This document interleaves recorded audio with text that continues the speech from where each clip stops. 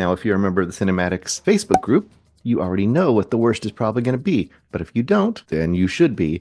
But I will tell you, the worst movie from this week of those three is going to be Slingshot, directed by Mikhail Hafstrom, starring Casey Affleck, who was just in a movie pretty recently that we liked, The Instigators. If I remember the name correctly. Maybe I don't. It was a weird name. Not very memorable, obviously. Casey Affleck plays John.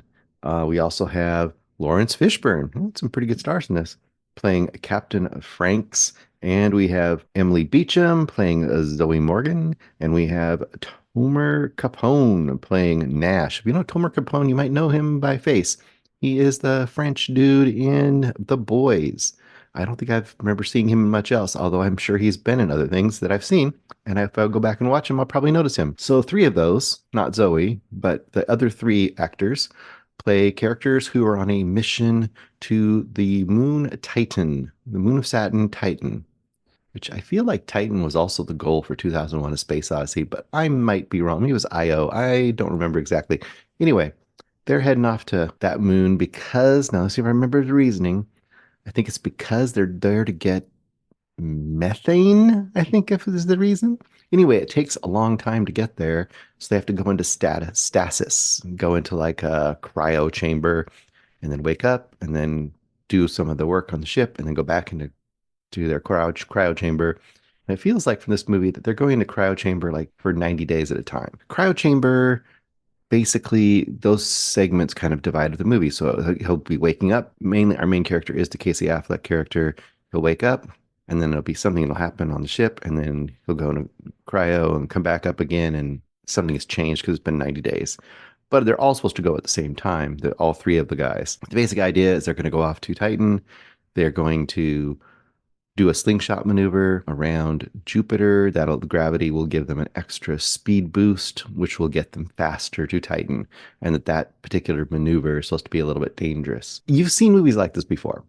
One or several isolated people in space. I just mentioned one, 2001. This year we had Spaceman, which a lot of people did not like. I kind of enjoyed Spaceman. You have a lot of these movies where it's like dude or a few dudes or a few dudes and women isolated in space on a mission, and things somehow go awry, and their sanity, or the relationship between the members goes sideways, stuff like that. The basic one here is very quickly there is some kind of an impact with the ship. It doesn't seem to bother the ship. They do a bunch of diagnostics, and everything on the ship says it's okay, but they do see the physical damage. In fact, Casey Affleck was hit by a panel off of the ceiling, and they think that, well, should we turn around? There's a conflict between the members. Like, the captain says everything in the diagnostic says it's fine. If we see anything that says it's not fine, we'll turn around. Frenchie says it's not going to be fine. We're going to be stuck out in space. We're going to die. We should turn around. And then in the middle, you've got Casey's Affleck's character basically at the moment deciding to go with the captain, but being pressured by Frenchie to turn around. That's, I guess, your basic story and basic conflict. Within this, you have constant flashbacks to a budding romance and sadness with Zoe's character back on Earth, who he met when he was getting chosen and deciding to go off to space. Why is this the worst of the week? First of all, we've seen movies like this before, versions of this. So it's not very original right out the gate. Second of all, the look is fine. It would be fine for a Star Trek episode, and I know it's lower budget, but if you're lower budget, I think you do something to make the sets and the setting more interesting. But for me, it looked kind of like generic, shiny, digital starship kind of setting. And there's kind of a circular look to it, like he kind of runs around it at one point. He's exercising. And to me, it feels kind of cheap. There's a moment where they're putting on space helmets, and I swear the visors looked like really cheap plastic.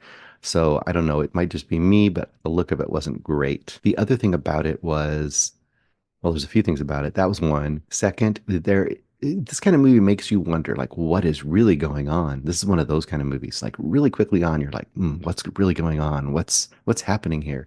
Like, there's a mystery to be unraveled. There's something that you're going to discover. I'm trying to be vague and not, spoil things. At around the 20-minute mark, I wrote in my notes two or three of the things I thought might be happening. And at least one of those I was totally right about. And I was pretty sure I was right about it. I'm not going to say what I guessed because I don't want to obviously give it away. Let's just say as this progresses, it becomes less and less compelling to me. I mean, it's kind of hackneyed. The conflict isn't very interesting. The romance slash loss is kind of, you've seen so many versions of this before. It's kind of tedious. So I would say the biggest knock of all things is that for me, this movie was just not very interesting. It was just tedious. I didn't really care about the characters. I didn't know what the characters were doing that I should be caring about. I mean, the conflict is there. Sure, it's like the most basic conflict. Should we turn around or should we go forward?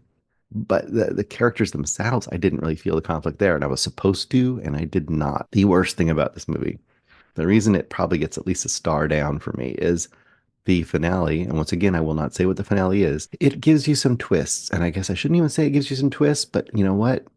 It doesn't matter because there are more twists in the end. This is one of those movies where it's like it thinks it's blowing your mind, and it really was not blowing my mind. It was just annoying me and making me angrier. And basically, it'll give you one twist, and then it'll be like, "Ooh, didn't that blow your mind?" And it's like, "Wait, you thought it was that? Ha ha ha! It might even be more."